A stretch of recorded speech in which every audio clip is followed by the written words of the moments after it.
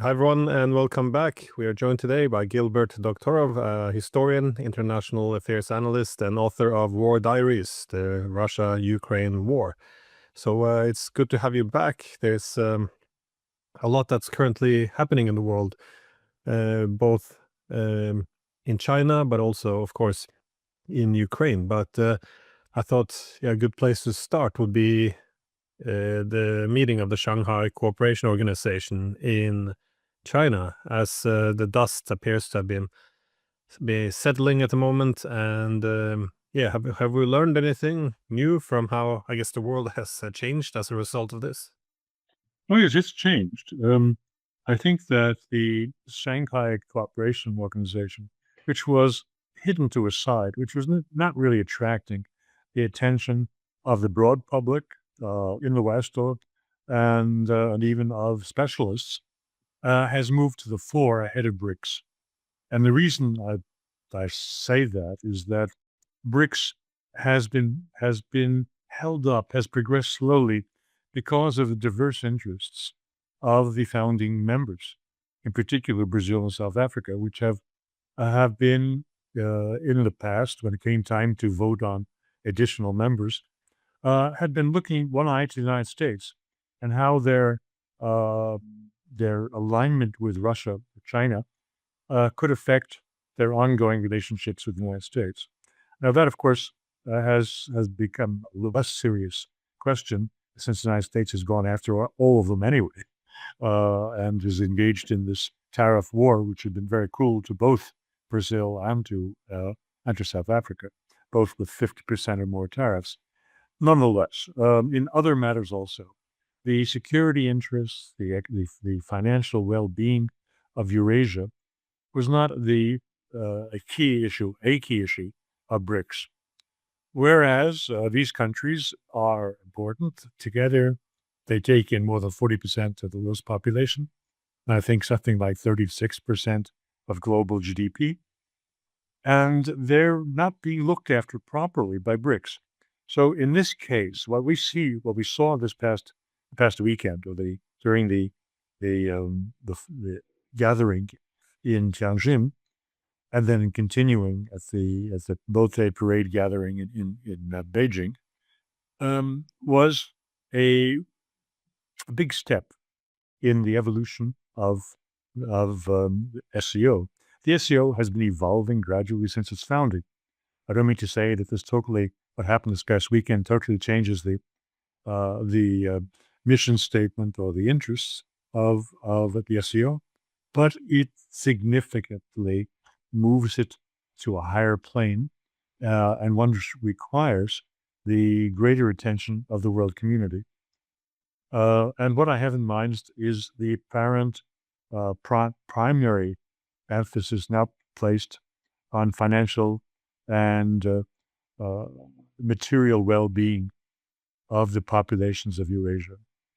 That seems to be moved ahead of the original security considerations, which were in the founding documents of the SEO. And in that context, the single most important fact has been what I can believe is the rise of India. That came out. It's not formally declared. And what I'm saying is a guess. It's not something that I can say is with references to this or that document. There aren't any documents, but from the body language and the treatment of Modi at the SEO, it seemed to me that he was being invited to join a troika, which is the word that was used by various Western media also, the troika being Xi, Putin, and Modi, as the deciders, the most decisive voices in the SCO. Now, India had been a member of the SCO all along, but it was not on a governing board of two. And so this changes the situation, the prospects for what can be achieved at the SCO considerably. It gives some additional comfort, as you mentioned in our last discussion. It gives additional comfort to Russia because it's not alone as a junior partner to China. And I think that this development or this interpretation of what's happening has received further backing by Modi's decision yesterday not to go to the United Nations General Assembly in September in New York as a kind of protest against the American administration. Definitely, India has moved farther away from the States than the Trump administration reckoned it would, and has drawn closer to Russia, and somewhat reluctantly even closer to China. So these are the big developments. Yeah, well, you heard a lot of comments from the Chinese side where they also focused on the need for China and India to learn to overcome their differences and work together. Now, that's very different from being in an alliance where all the interests are harmonized. But I guess the general idea, if you can have these three Eurasian giants, Russia, India, and China, um, working out differences and working together, having economic connectivity, then the smaller pieces would be easier to fall in line and avoid some fragmentation. But I do think that it's interesting though, because these three countries, they make up three of the four largest economies in the world in terms of purchasing power parity. The one missing, though, would be the United States. It would have been, I don't know, I would personally have liked to see the United States there with those three others. Instead, we saw Trump tweeting from home about these three Eurasian giants conspiring against America. He then had a very strange tweet, seemed a bit bitter, that America had lost India and Russia to the deepest, darkest China. I was wondering what you read into the American reaction to this. It looks like they could have played this very differently, though. In 2015, I was a panel leader at a peace conference in Massachusetts at MIT. And the most important or best known participant in that was Noam Chomsky. And they were talking about relations with Russia. I mean, this is 2015. And someone had said that, yes, and this administration has lost Russia. And Chomsky objected. He says, you can't lose something that you never owned. And so it is with the current events. The United States did not own India, and there's no finger pointing as to who lost it. Although it's pretty obvious that Trump has put a wrinkle in the relationship that'll take some time to iron out. It will iron itself out. If you watch or listen to what the Indian media are saying, they're generally pro-American, the major broadcasters in English. And what they're saying is that there's no way that China can replace the United States in the global trade of India and provide it with export earnings of similar nature, because when you look at the two countries, they don't have an economic fit. Their own country, India, doesn't produce anything that China needs, whereas China produces a lot of things for India to buy. And that lopsided relationship is not a good foundation for cooperation. So they give this argument why the United States will always be an important factor in Indian economic relations, and from economic relations you get political relations. So I think this is a temporary problem. Moreover, it's the whole logic of Trump's tariff attack on India was its continuing purchase of Russian hydrocarbons. And that issue will disappear when the Ukrainian war disappears, which is probably a matter of months and not a matter of years. Therefore, the punishment of India is not likely to go on for very long.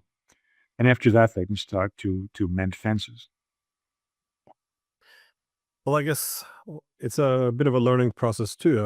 Indeed, that's what the meeting in SEO was about as well. That is learning to live in a multipolar world. You have to clearly define the relations between the different players. And it's not unfair to argue that the Americans also have a learning process there. I mean, you can't sit at the center of the world and have a whole world organized around the United States for decades and then, I guess, suddenly expect them to learn to treat others as, I guess, sovereign equals. And so I think the best thing the Indians could do is what they did, though, just push back and, draw the line.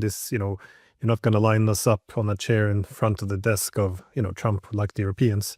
We will be addressed like an equal, and that gives the United States some time to walk back something. And, I don't think this is beyond fixing. It's a very big bump in the road, obviously, but I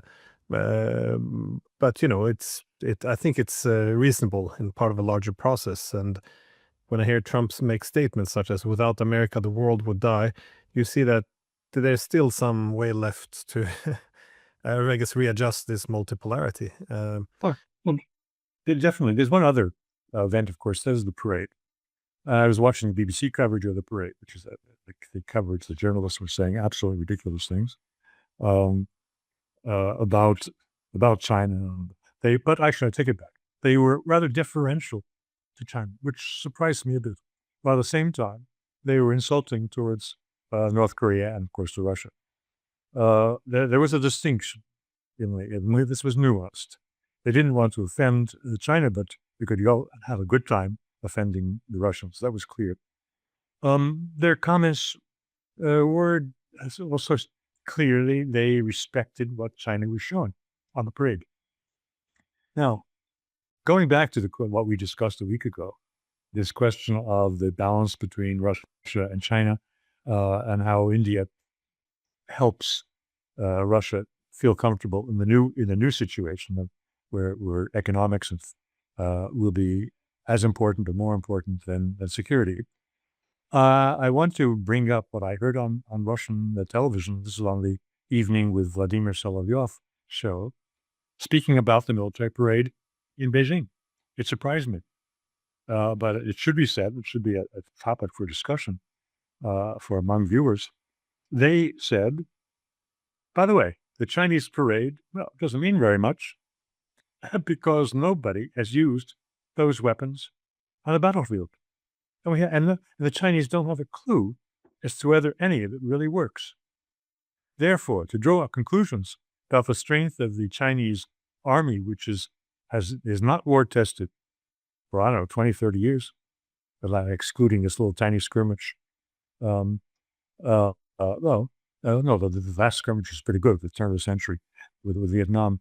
But since then, there has been almost no real exercise on the battlefield by Chinese troops. And therefore, they were kicking the tires, and that surprised me. Although I have a right, and there was a reason for it. It was clear. But the subtext was, Beijing, take your military gear and bring it to the battlefield in our war with Ukraine and see if it works in practice. So I imagine the people in Beijing were listening to that because that was the clear message.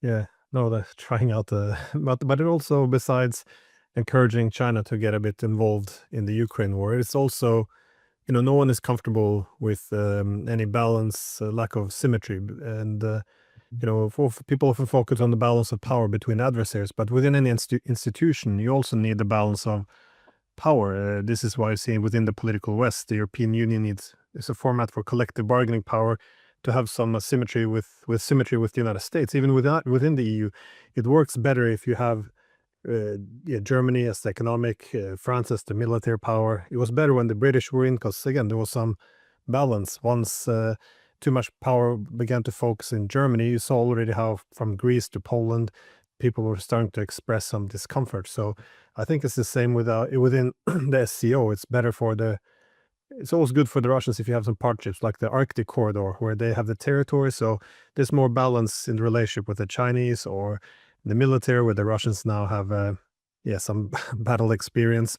But also, as you said, and if you can bring in other large Eurasian giants like India, then the Russians can make their peace. That the Chinese, they're the leading power, but they can't dictate to us. They can't dominate, and there's a very big difference between leadership and dominance. And so I think that's important for India, not for Russia to have India there.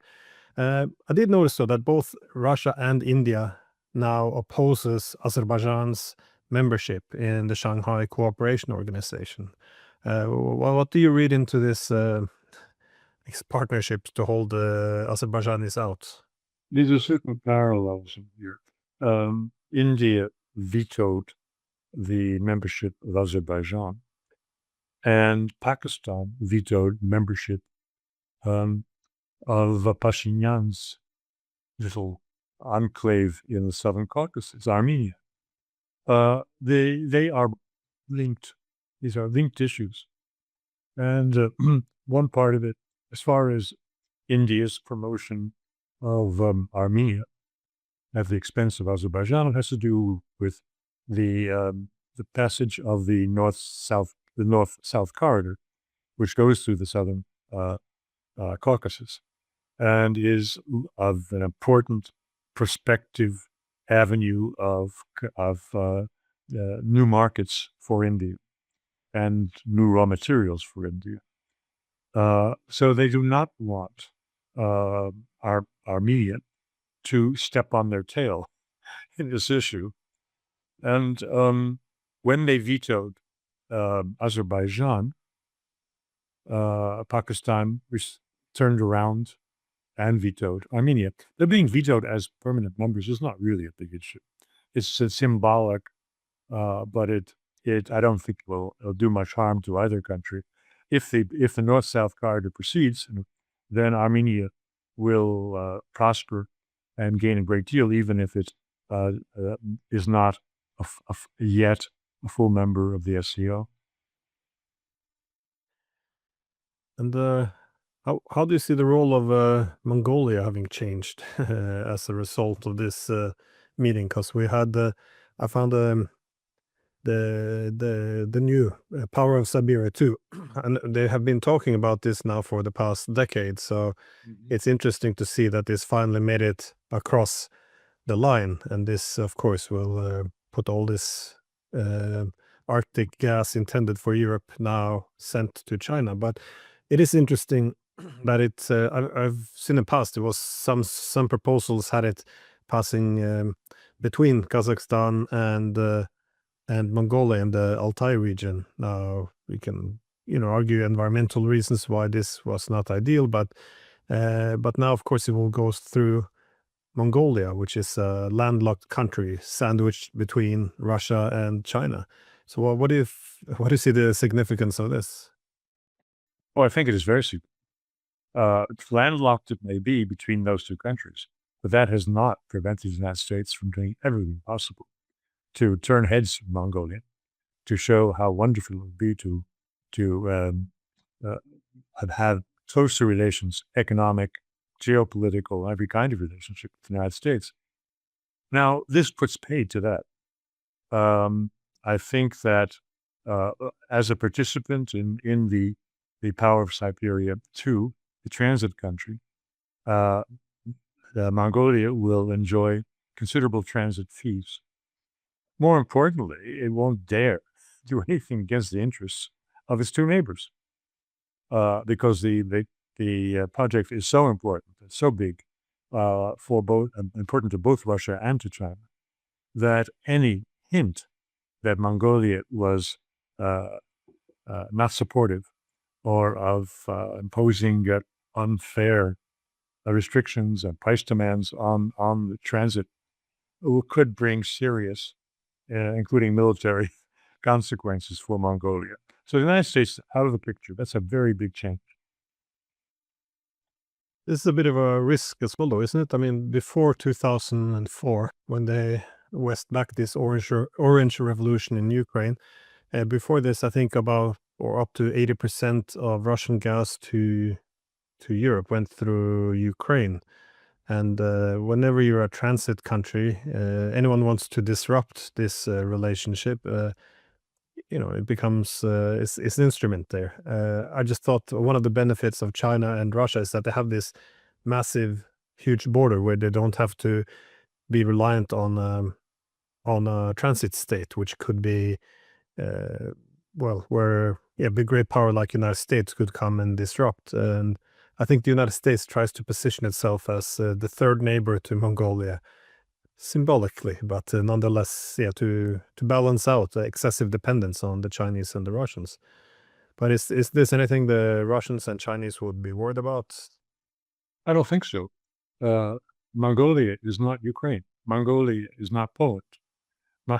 There's no need to skirt Mongolia's borders because the population is negligible, and it doesn't have supporters and allies on its western frontier or on any frontier, as Ukraine did and does.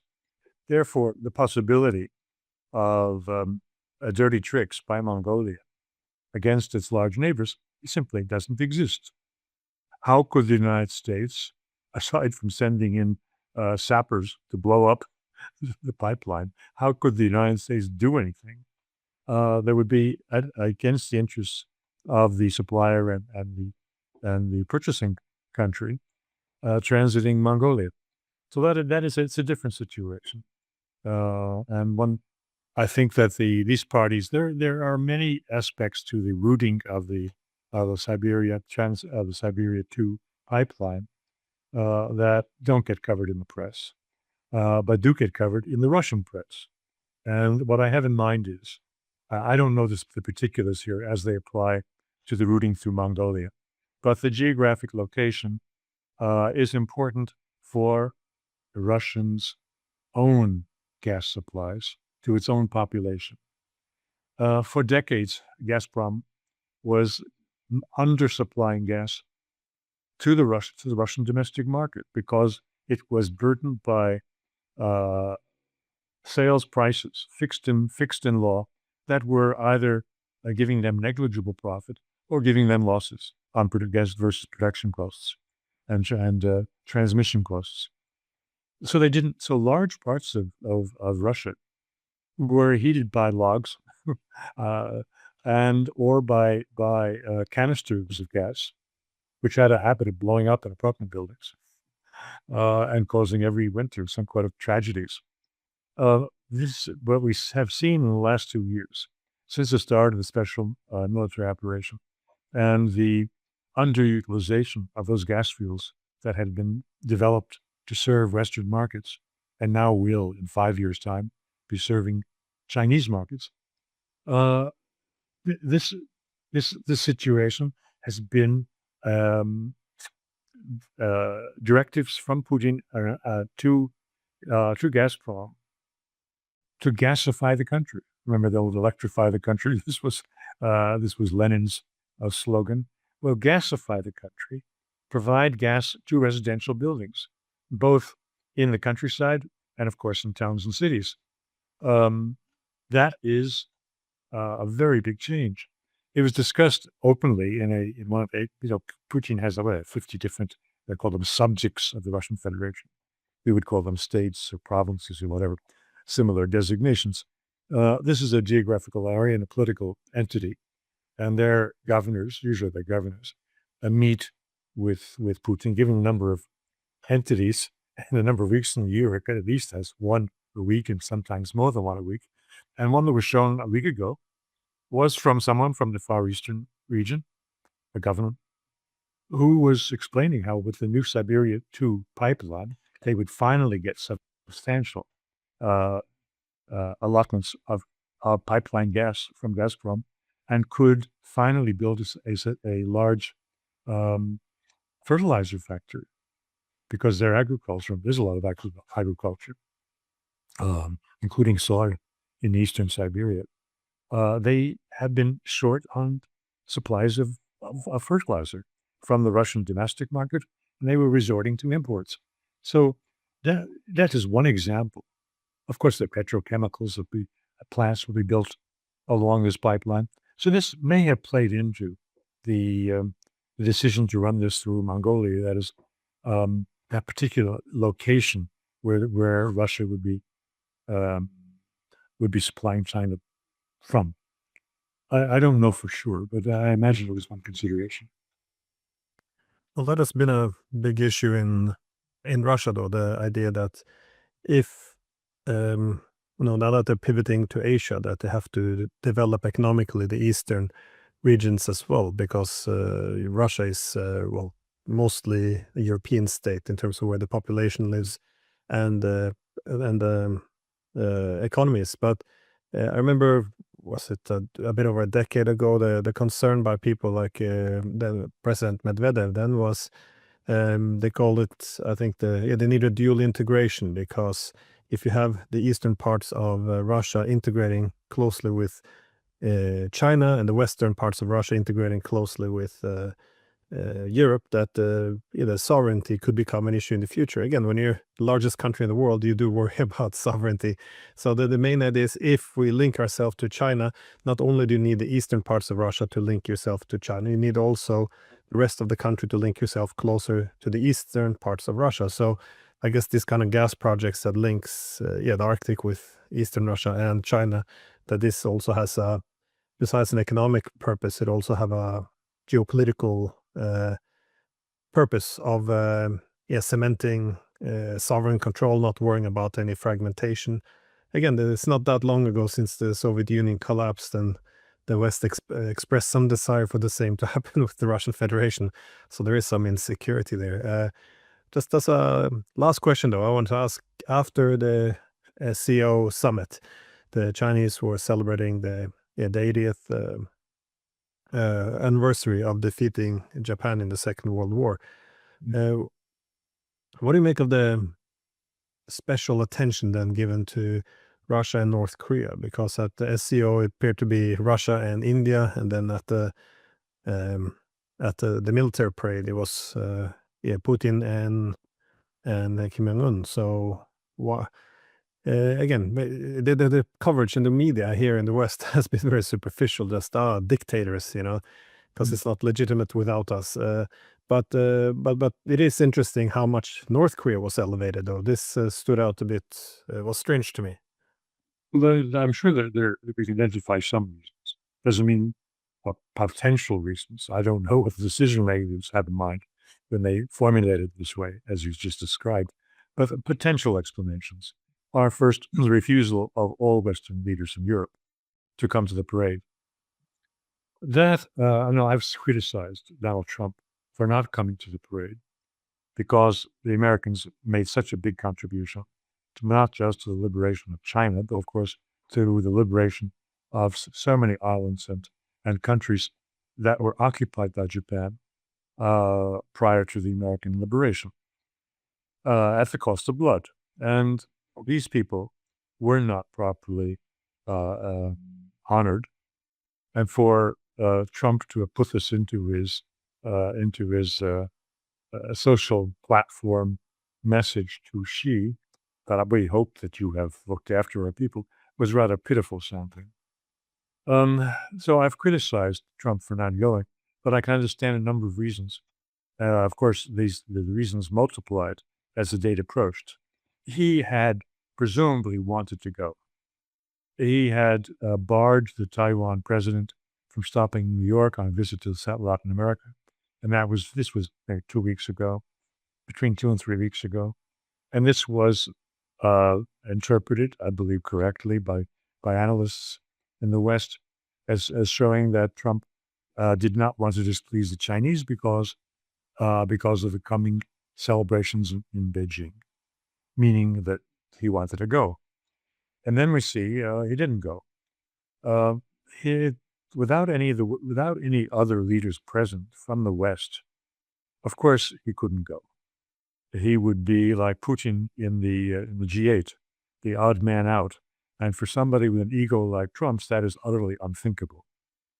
But not just an ego like his. Most any normal person would not want to be in such an unattractive situation.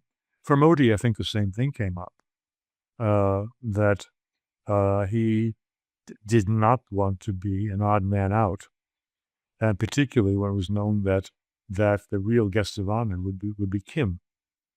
Therefore, there are explanations for what we saw on the screen and why the other possible potential attendees did not come. It was not widely said on BBC or other Western reporting that the leaders weren't there, the Western weren't there, not because they weren't invited, but they refused to accept the invitation.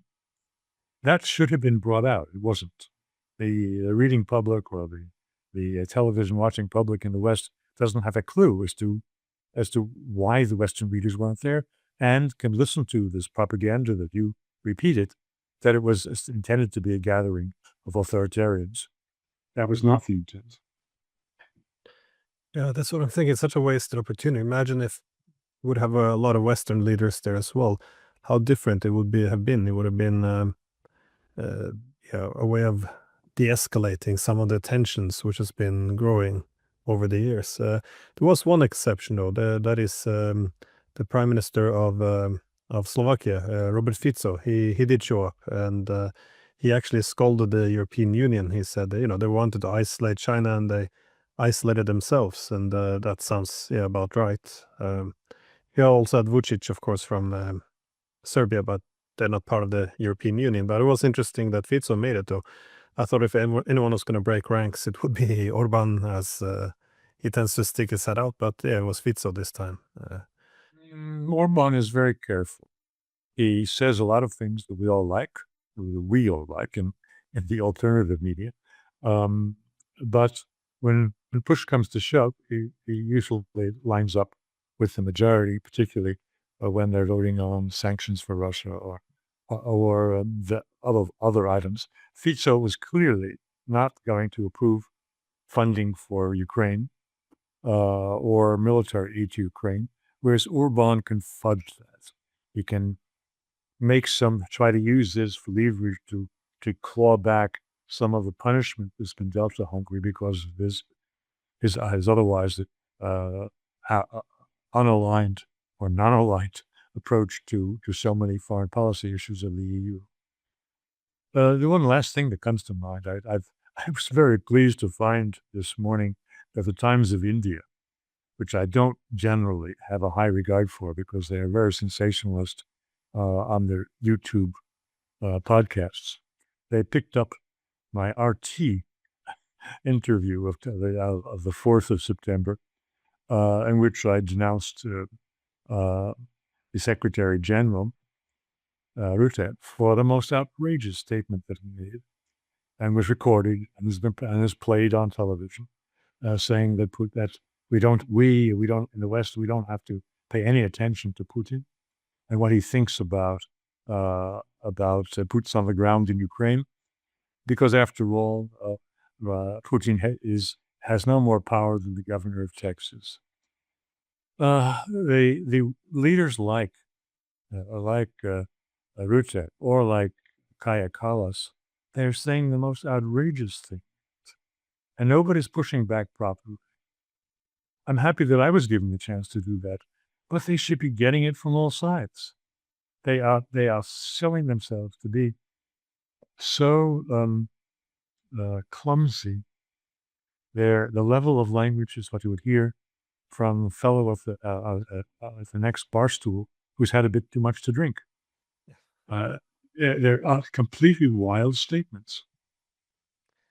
But it's not that long ago, only 30 years ago, when we talked about security, people used terms like indivisible security. Don't enhance your security at the expense of others. This was always a core theme, but these days, this idea is now Russia shouldn't have anything to say at all. I mean, they don't have veto power, and NATO represents Europe, where Russia's not part of NATO, has nothing to say. I mean, this efforts to deprive them of an institutional voice, it only left them with the military to prevent this. I mean, if we had talked in the past, if people like Rutte had been replaced by people who actually recognize that you do have to take your opponent's security concerns into play, there wouldn't be a war in Ukraine. I mean, and even now that we're losing the war, they're still sitting there going, well, why are we listening to him? He's, as a governor of Texas. It's quite extraordinary, but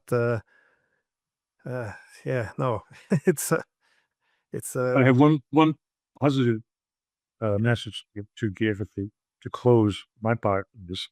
I had a lengthy discussion with a member of the European Parliament a day ago, and was listening with great pleasure to his estimation, and he knows a lot of people there, that von der Leyen won't last 6 months, that she's on the way out. And if she goes, then the whole crew, that whole motley crew of fools, will go with her. Well, it's not in these days. It's not every day we get to finish on a positive note, and this is a very, very positive note. So we can leave it at that. The exit of von der Leyen. So yeah, I hope that this is true, and Europe can return to reason, and hopefully a better future awaits us. So yeah, thank you so much. My pleasure.